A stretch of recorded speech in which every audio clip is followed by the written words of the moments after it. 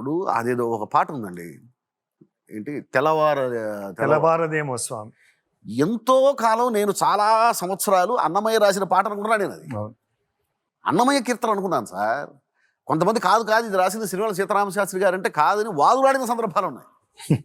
అంటే ఎక్కడ విన్నా కూడా అన్నమయ్య పాట మనం చెప్పేస్తాం.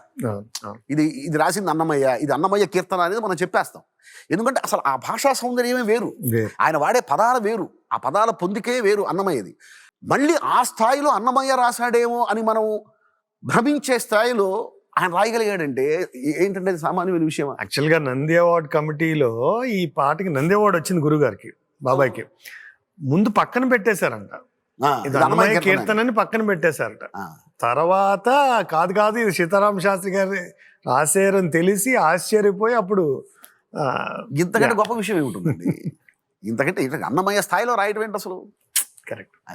ఇప్పుడు ఆ తెల్లవారదేమో పాట కానీ ఆనతనీయరాహార వాటని బాట ఉంది, మేటని ఆట ఉంది, ఇవి అవి వీళ్ళు ఒకళ్ళే రాశారంటే మనం నమ్మలేము.